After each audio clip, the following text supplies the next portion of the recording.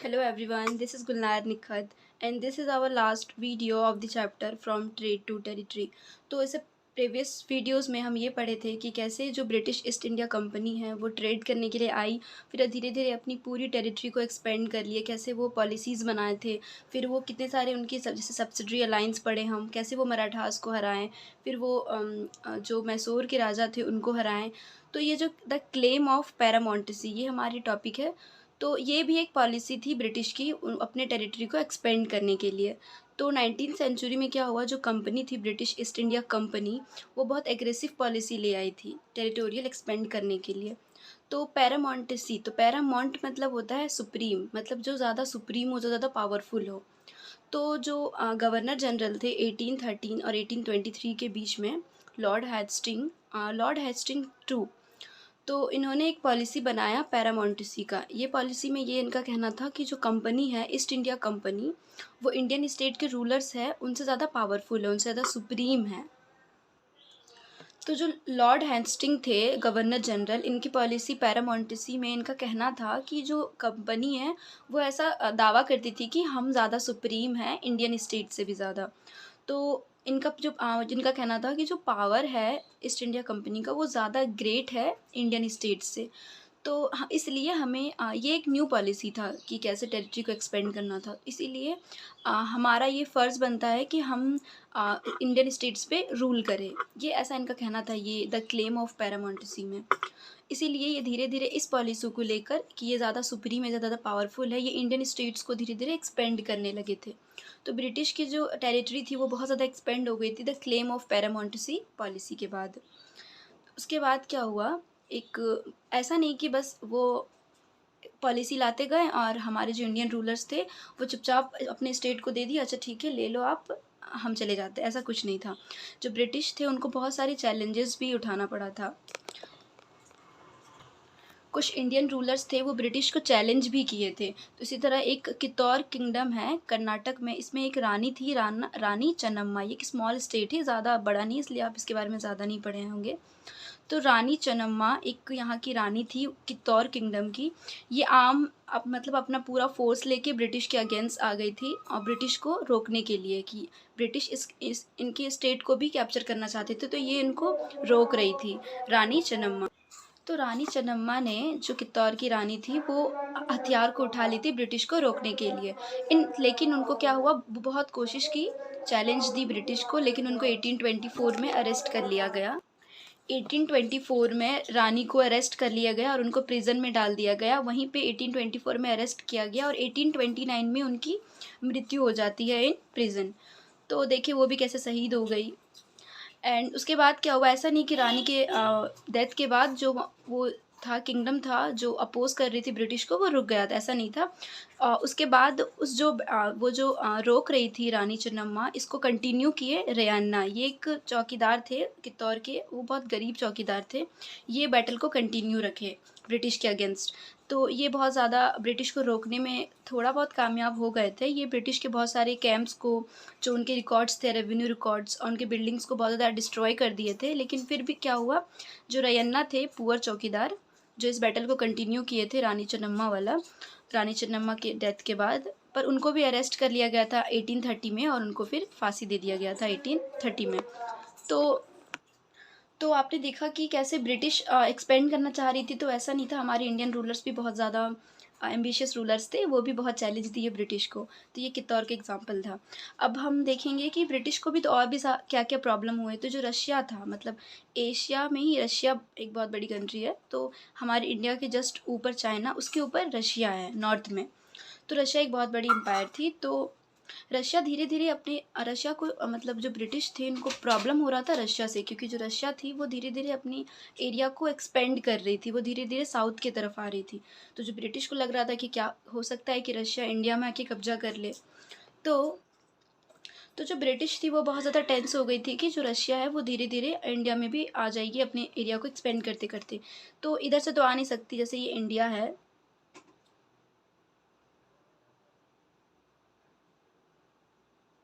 तो जैसे ये इंडिया है तो यहाँ पे हिमालय है तो यहाँ से तो आ नहीं सकती, ठीक है। और यहाँ तो चाइना है, ये तो आने नहीं देगा। तो आने का एक रास्ता क्या है, यहाँ रशिया है सपोज, यहाँ से आ सकती है नॉर्थ वेस्ट से। तो धीरे धीरे जो ब्रिटिश है वो सिक्योर करने लगे थे, मतलब नॉर्थ वेस्ट में ज़्यादा आर्मी रखने लगे थे और उसको धीरे धीरे कॉन्कर करने लगे थे, जीत कर अपने एरिया में ले रहे थे।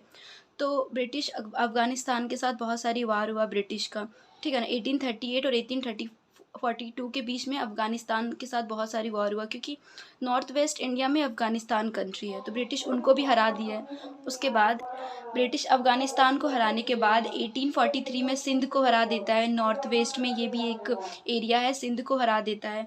उसके बाद क्या होता है, लेकिन वो पंजाब को उतना इजी नहीं होता फॉर ब्रिटिश, बिकॉज देखिए पंजाब में बहुत ज़्यादा एम्बिशियस, बहुत ज़्यादा पावरफुल रूलर्स थे। उसमें से एक राजा थे महाराणा रंजीत सिंह, ये बहुत ज़्यादा पावरफुल किंग थे। तो जो ब्रिटिश थे वो इनको हरा नहीं पा रहे थे, वो बहुत कोशिश किए पर पंजाब को जीत नहीं पाए।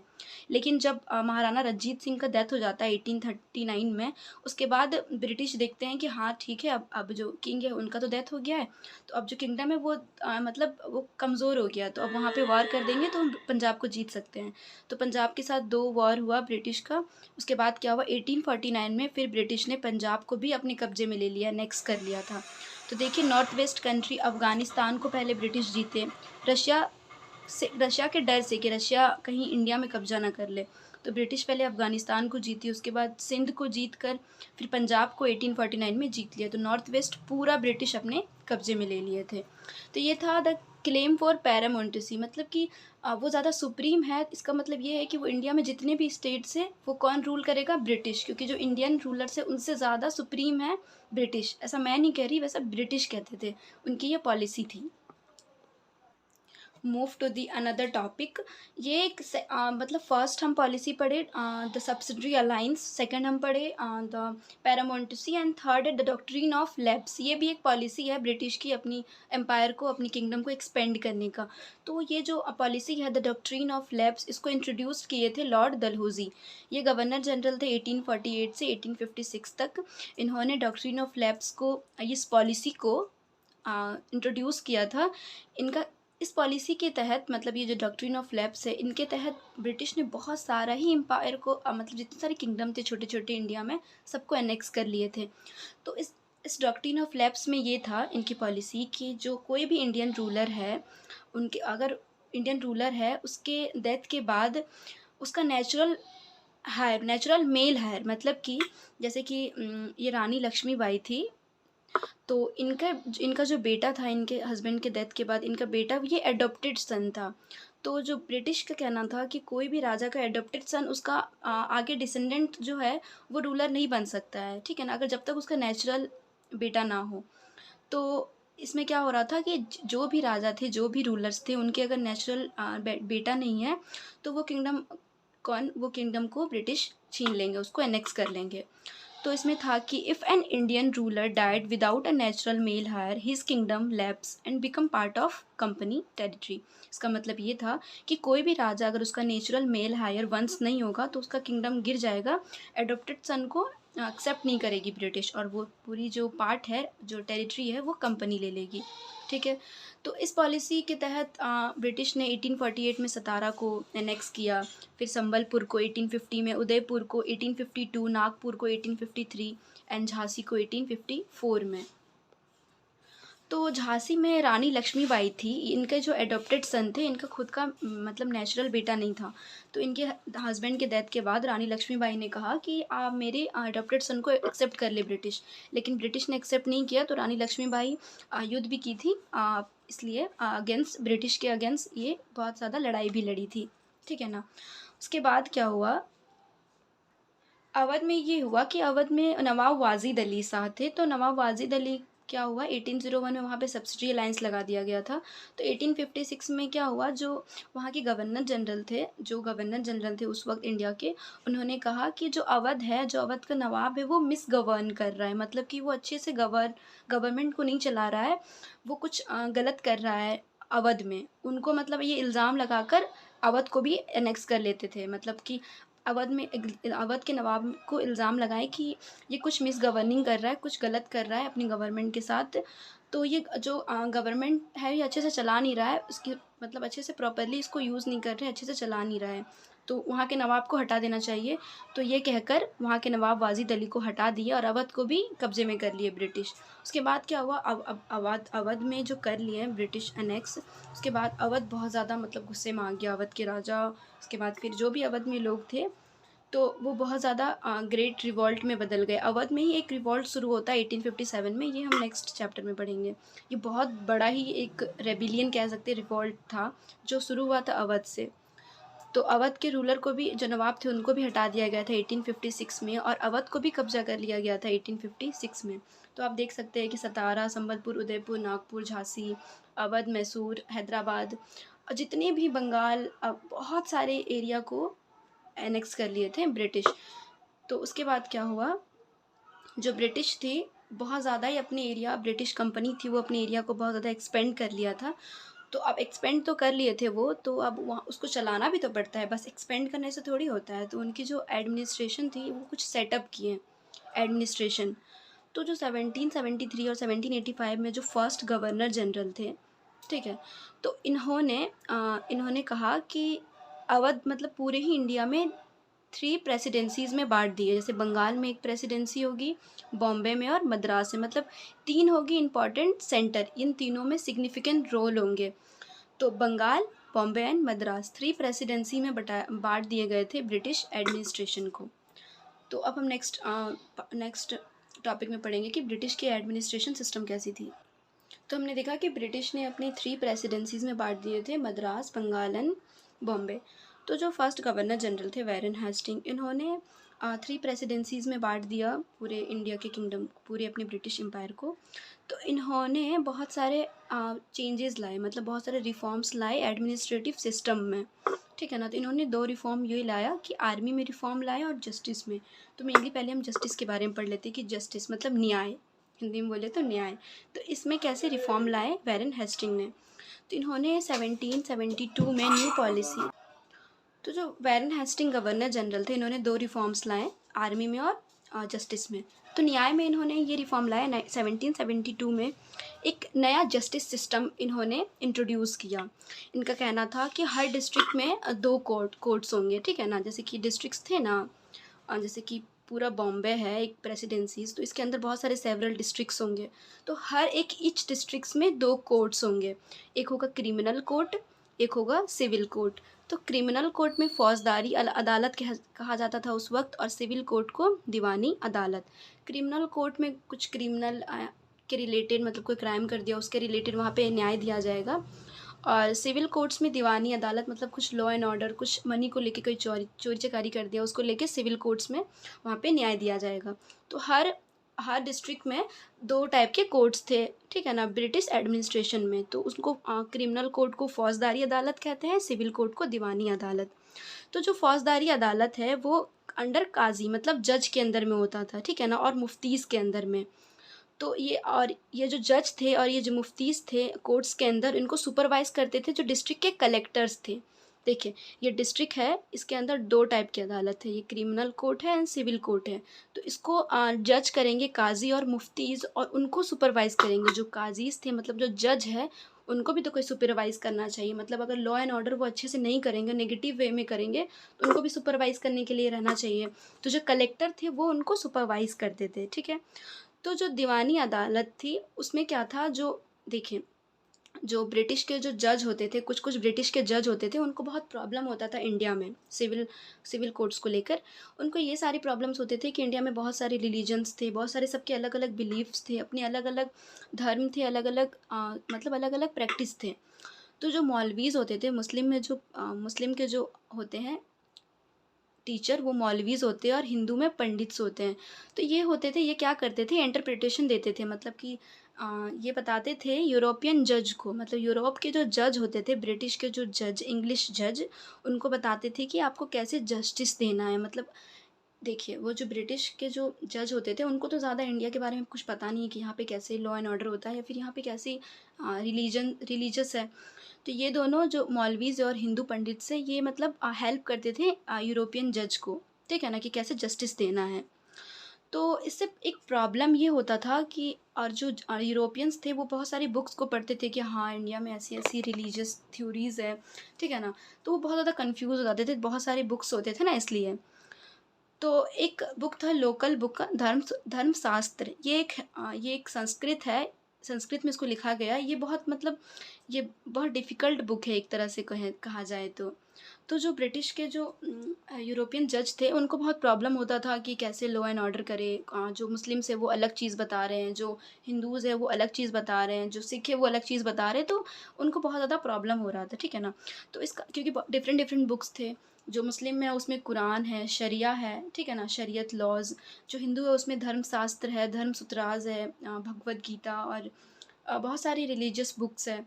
तो इसका सॉल्यूशन ये निकला कि जो 11 पंडित थे, ठीक है ना? 1775 में इसका सॉल्यूशन ये निकला कि जितने सारे बुक्स हैं उसको कंपाइल करके एक सिंगल यूनिट में मतलब उसको कंपाइल कर दें। 1775 में जो 11 पंडित इकट्ठा हुए और बहुत सारी बुक्स से बहुत सारे लॉज़ को निकाल कर एक बुक में कंपाइल कर दिए फॉर ब्रिटिश।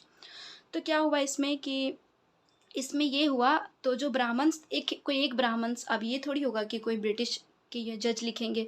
तो इतने सारे 11 पंडित्स में कोई एक कंपाइल किए उसके बाद जो एनबी देखिए एनबी हैलेट ने क्या किया उसको इंग्लिश में ट्रांसलेट किया। जो 11 बुक्स को एक बुक में जो कंपाइल किया गया था उसको एनबी हैलेट ने इंग्लिश में ट्रांसलेट कर दिया कि जो यूरोपियन जज है वो उसको सिंपली अच्छे से पढ़कर लॉ एंड ऑर्डर को जस्टिफाई कर सके। तो 1775 में जो हिंदूज़ थे, जो हमारे इंडिया में उसके लिए उनके लिए तो एक हाँ, यूनिफ़ॉर्मिटी आ गया था कि चलो हाँ, बहुत सारे पंडित मिलके एक कंपाइल कर दिए, अब इससे यूरोपियन जज लॉ एंड ऑर्डर को मेंटेन करेंगे। पर अब मुस्लिम्स में क्या था, तो मुस्लिम में भी आया कोड ऑफ मुस्लिम लॉ।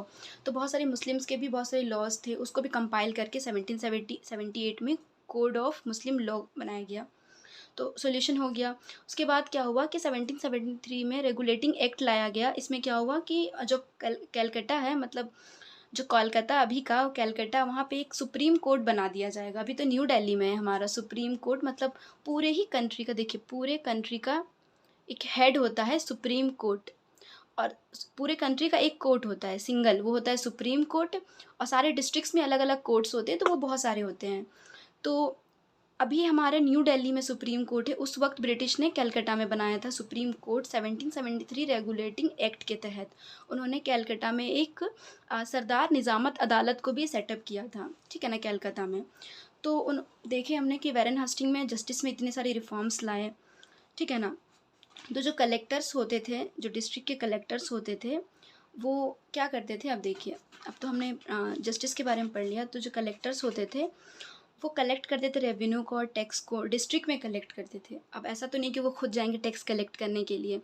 तो ये अब दरोगाज़, कुछ जज, कुछ पुलिस को हेल्प लेते थे, इनकी हेल्प लेकर ये जस्टिस में हेल्प करते थे और ये रेवेन्यू को कलेक्ट भी करते थे और टैक्स को भी कलेक्ट करते थे, ठीक है ना?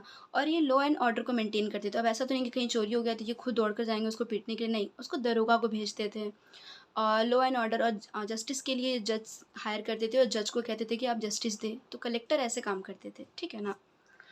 तो हमने देखा कि पहले जो पावर था वो राजाज़ के पास होता था मेनली और राजाज़ जो नवाब्स थे, जो किंग्स थे, क्वीन्स जितने भी थे उनके पास पावर होते थे। लेकिन जब ब्रिटिश ने अपनी एडमिनिस्ट्रेशन सिस्टम लाया तो धीरे-धीरे इसको कलेक्टोरेट ऑफिस में मतलब कलेक्टर को पावर दे दिया, नवाब और राजाज़ से छीनकर कलेक्टर को पावर दे दिया कि वो अब एक डिस्ट्रिक्ट को, एक रीजन को, वहाँ को मेंटेन करेगी उसको, ठीक है?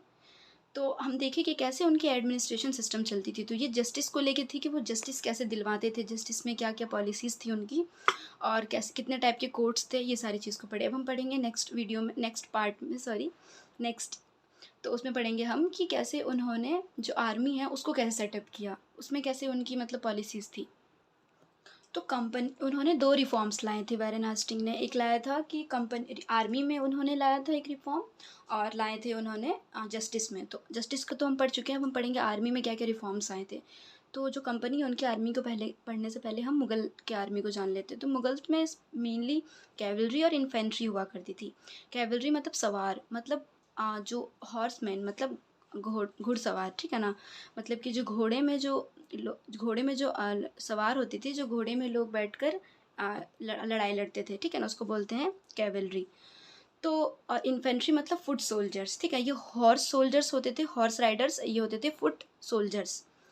तो मेनली ये डोमिनेट करते थे। अब देखिए कोई पैदल चल रहा है और कोई अगर हॉर्स में बैठा हुआ है तो मेनली हॉर्स ज़्यादा मतलब डोमिनेटेड लग रहा है, तो मेनली डोमिनेट करते थे मुग़ल आर्मी में कैवलरीज़ डोमिनेट करती थी। क्यों? क्योंकि ये बहुत ट्रेन्ड सोल्जर्स हुआ करते थे।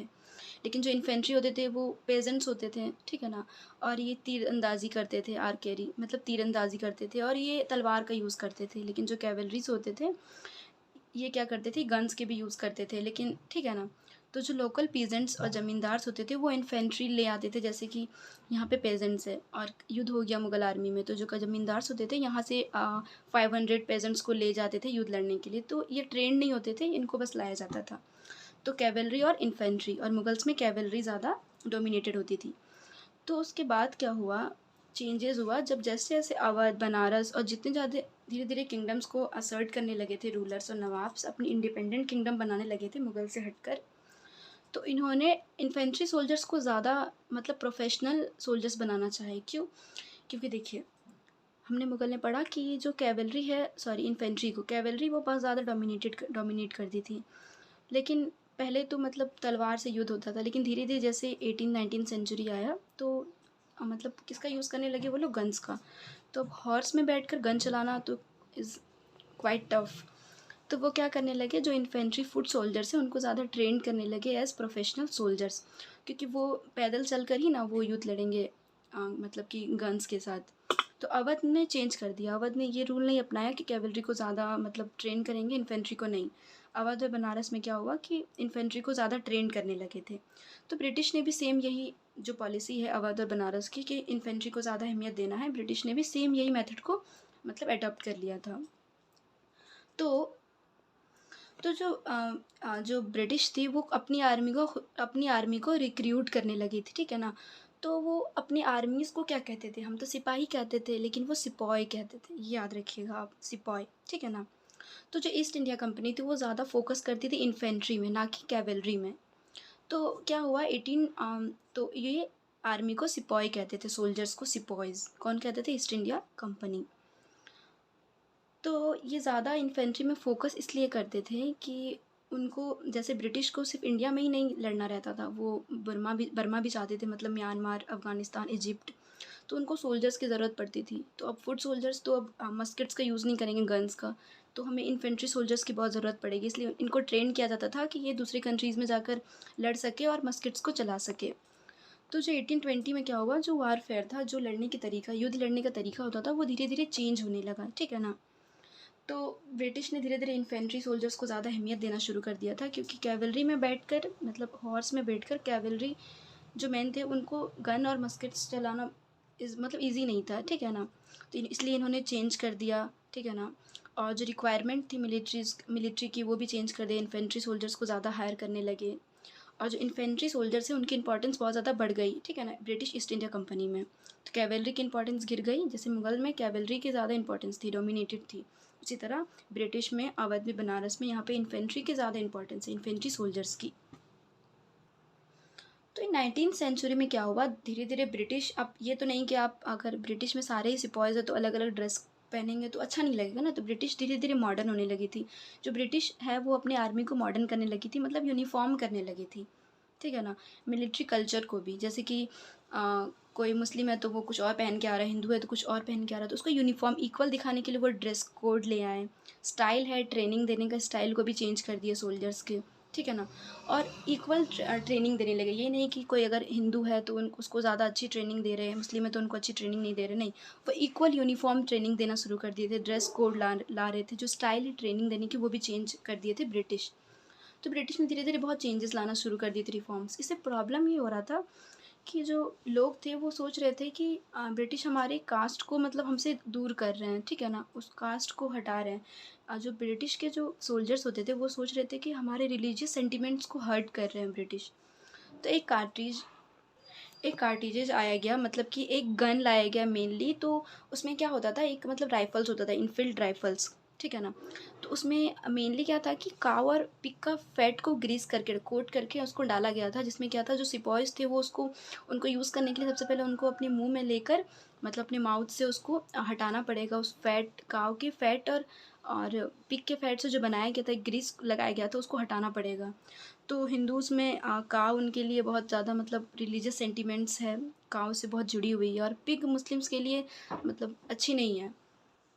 जो मुस्लिम्स है वो पिग पसंद नहीं करते, और जो हिंदूज़ है वो उनके लिए काव मतलब एक गॉड की तरह है। तो इन दोनों की फैट मतलब जो ग्रीस किया गया था कार्टिएज में, उनको बहुत प्रॉब्लम हो रहा था, ठीक है ना। ये सोच रहे थे कि ब्रिटिश है वो हमारे रिलीजियस और सोशल कस्टम्स को मतलब हमारे हमसे दूर कर रहे हैं, इसको हर्ट कर रहे हैं, ठीक है ना। तो जो सिपॉयज़ थे वो रिफ्यूज़ कर दिए थे। तो इससे हम पढ़ेंगे नेक्स्ट चैप्टर में कि कैसे इस एक ये छोटा रीज़न, ये छोटा नहीं बहुत बड़ा है, इस एक रीज़न को लेकर बहुत बड़ा सा रिवोल्ट हुआ था 1857 में इंडिया में। वो कह सकते हैं कि फर्स्ट इंडिपेंडेंस वॉर था हमारे लिए, बहुत ही बड़ा, बहुत ह्यूज लेवल में हुआ था। ये हम नेक्स्ट चैप्टर में पढ़ेंगे। तो क्या हुआ कि जो रिलीजियस सेंटिमेंट्स को हार्म करने लगे थे ब्रिटिश, क्योंकि ये देखिए काव और पिग फैट्स को यूज़ करने लगे थे इन्फेंट राइफल्स में, और उनके जो कल्चर है उसको धीरे धीरे हटाने लगे थे और यूनिफॉर्मिटी ला रहे थे। तो कहीं ना कहीं सोल्जर्स को लग रहा था कि जो ब्रिटिश है वो हमारे रिलीजियस सेंटिमेंट्स को हर्ट कर रहे हैं, हार्म कर रहे हैं। तो फिर धीरे धीरे उन्होंने क्या किया, एक रिवॉल्ट कर दिया था, जिसे हम पढ़ेंगे 1857 में, मतलब नेक्स्ट चैप्टर में। ये एक बहुत बड़ा बिग रिवॉल्ट हुआ था, ठीक है। तो आर्मी में ये सारी रिफॉर्म्स लाए वैरन हेस्टिंग ने, मतलब, ठीक है। और जस्टिस में हमने पढ़ा था। अब कंक्लूज़न इस पूरे चैप्टर का ये है कि जो पहले ये समझिए, मैं शुरू से आपको बताती हूँ कि जो कंपनी है वो ट्रेड करने के लिए आई, ठीक है। वो बंगाल में अपनी फर्स्ट फैक्ट्री सेटअप की, फिर धीरे धीरे वो एक्सपेंड करने लगी। बैटल ऑफ पलासी हुआ, सिराजुद्दौला को हरा कर बैटल ऑफ बक्सर किए, उसमें मीर कासिम को हरा दिए। फिर दूसरे नवाब्स को लाए, फिर वो खुद नवाब बन गए। फिर बहुत सारे पॉलिसीज़ लाए टेरिटरी को एक्सपेंड करने के लिए, subsidy alliance, doctrine of lapse, paramountcy. तो पूरे ही इंडिया को धीरे धीरे उन्होंने कैप्चर कर लिया था। तो ये भी तो ये ट्रेड करने के लिए आए थे, अब पूरी अपनी कॉलोनियल पावर बना लिए थे इंडिया में। तो इसका एक रीज़न ये भी है कि न्यू स्टीम टेक्नोलॉजी आ गया था। देखिए पहले जो शिप आती थी तो उनको बहुत टाइम लगता था एक्सपोर्ट करने के लिए। जो शिप्स पहले आते थे इंडिया में और यहाँ इंडिया से सामान लेकर यूरोप जाते थे, उनको बहुत ज़्यादा टाइम लगता था, ठीक है ना। 6 से 8 महीने लग जाते थे पहले। लेकिन जब न्यू स्टीम टेक्नोलॉजी आई 19th सेंचुरी में, बहुत सारी मतलब देखिए ब्रिटिश में बहुत ज़्यादा इंडस्ट्रियल रेवोल्यूशन आने लगी 18th ऑफ सेंचुरी में, बहुत सारी चीज़ों में डेवलपमेंट आने लगी। तो स्टीम इंजन भी एक टेक्नोलॉजी आने लगी।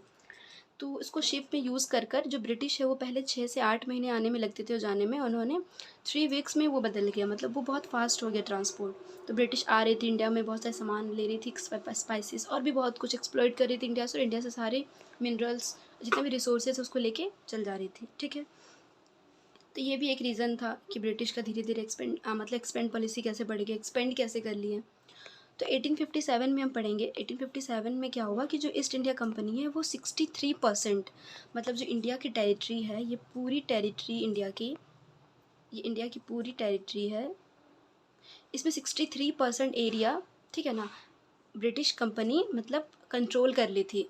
और 78% पॉपुलेशन को, देखिए 100 में 63% जो एरिया है उसको कैप्चर कर लिए थे ब्रिटिश, और 78% पॉपुलेशन को।